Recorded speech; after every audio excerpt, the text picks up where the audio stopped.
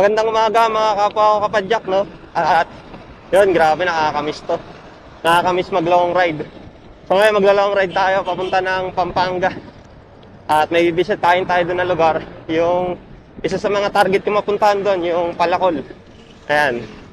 So first time ko pa lang din na babiyahe sa ruta na to, no? Papunta ng Pampanga kasi kadalasan talaga sa Bulacan, Antipolo lang at saka Tanay lang ako bumabiyahe. Pero ngayon, mabiyahe tayo papuntang Pampanga. At ngayong araw nga pala ay holiday. November 2. Ayan. Kaya libreng-libre tayo. At kung makikita nyo, ayun, no? Maaga pa. Wala pa masyadong sasakyan.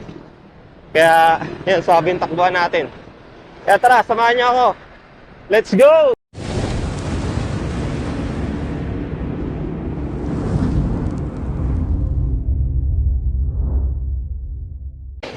Woo! So time check tayo. Anong oras ba? 6:09 AM. So nag-ride na to sa bahay ng mga 5:30. And at mag-iisang oras na rin pala wala na nung umalis ako sa bahay. So itong ride natin ngayon partial ride lang to. Although yung pupuntahan natin paliguan, hindi tayo maliligo ron. Dahil nga wala tayong extrang damit. At ang plano lang talaga natin ay mamasyal lang. Ang medyo malayo. Kaya napili kong puntahan itong Pampanga. Itong Palacol, Florida Blanca. Ayan.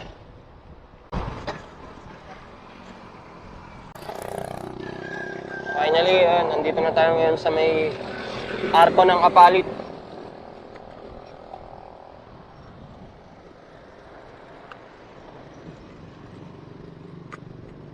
Ayan, oh.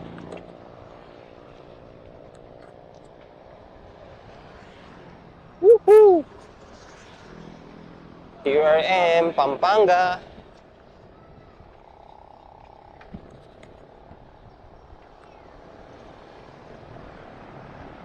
So yan, pwede ko na sabihin na konti na lang at malapit na tayo, no? Dahil nga nandito na tayo sa part ng Pampanga. At ito na, yung panimula, Apalit.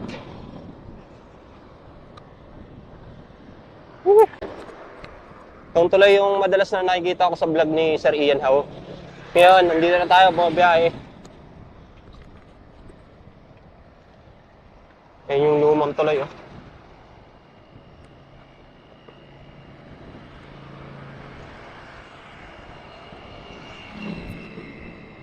Woo!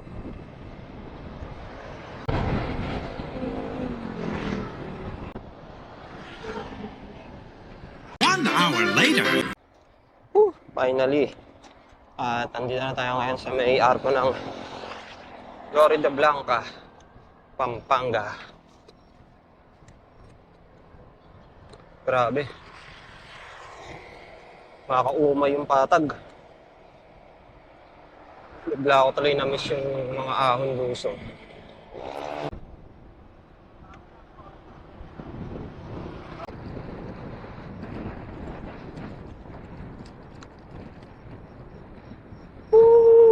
So yan, at finally, andito na tayo ngayon, no? Hopefully, andito na. Dahil, mukhang ito na nga yung lugar na yun, yung Palacol. Ayun, no? Ayun yung nakikita ko sa Facebook, yung, ayun, yung malaking, ano na yun, mahabang bridge na yan, ayun. Tapos ito yung sa paligid niya. Medyo liblib lang talaga yung way papunta rito, pero sementado naman, kaya yan, hindi naman masyadong mahirap. Yun nga lang, kapag katulad ko na mag-isa ka na bumabiyahe papunta rito, medyo yan, nakakatakot lang kasi nga wala kang makakasabay sa daan. Wala akong kasabay. Ako lang talaga mag-isa. Pero sana ito na yun. Ito na yung lugar na yun. Kasi grabe, napakahaba na nung biniyahe ko.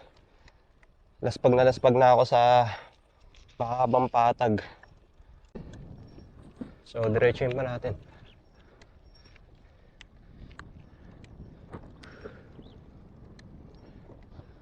Grabe, napakahaba ng tuloy na yun. Tsaka napakataas. Mala Bitbit Bridge. Yung dating niya.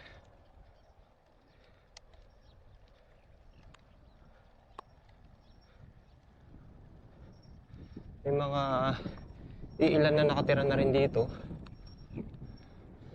Ayan, mga kubo.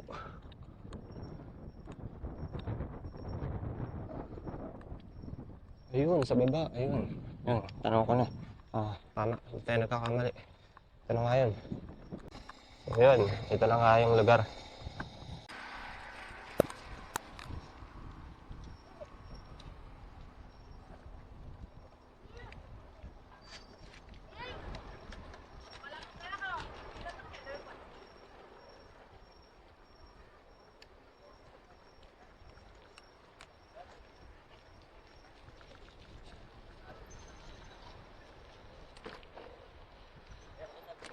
Ayan, medyo rough road lang yung papasok dito, pero ayun na, ayun, finally. At narating na rin natin tong lugar na to. Grabe, napakalayo.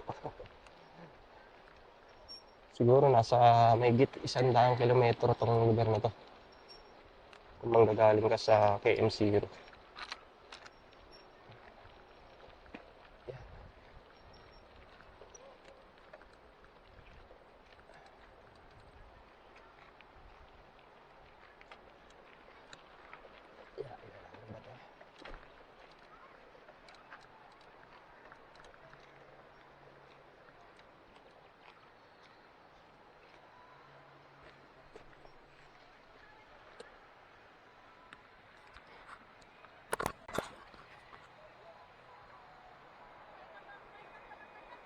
Ganda. So yan, at wala tayong magagawa rito at kundi kung masid-masid lang muna tayo sa ngayon dahil nga wala tayong dalang ekstrang damit at hindi tayo makakaligo. Pero okay na rin kasi kahit papaano nakita natin yung ganda na itong lugar na to at sulit yung naging biyahe natin papunta rito.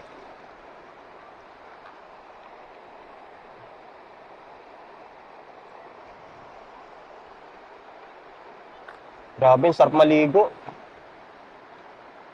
May mga ilang cottage dito na pwede yatang rentahan.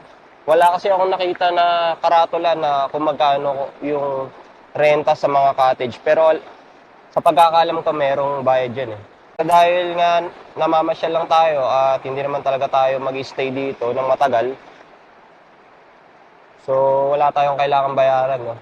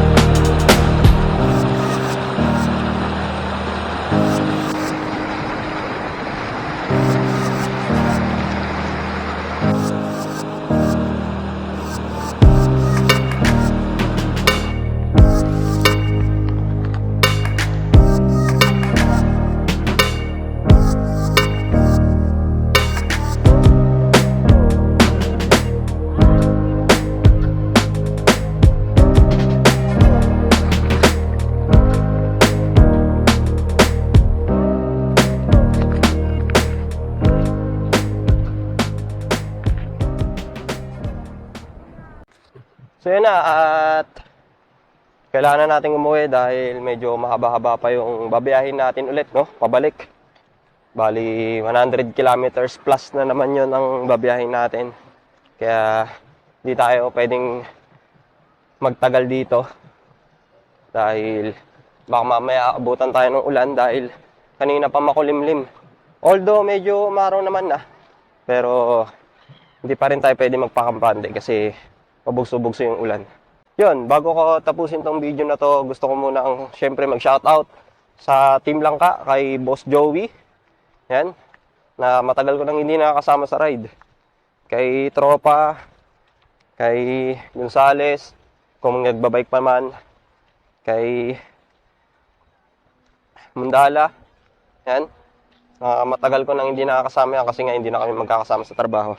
Syempre, shoutout din sa asawa ko, yan, na nasa Muntinlupa ngayon kasama yung anak ko.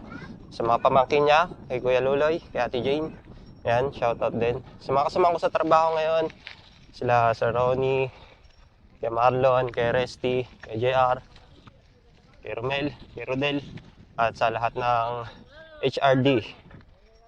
So, yun na. At hopefully ay nagustuhan nyo ang aking video, at kung nagustuhan nyo ang aking video, i-consider nyo na rin na i-like and i-subscribe ang aking YouTube channel. At pakishare na rin ang aking video. At lagi nyo lang tatandaan na mag-iingat sa daan. Respeto at disiplina ang kailangan para disgrasya yung maiwasan. Hanggang sa susunod na mga biyahe.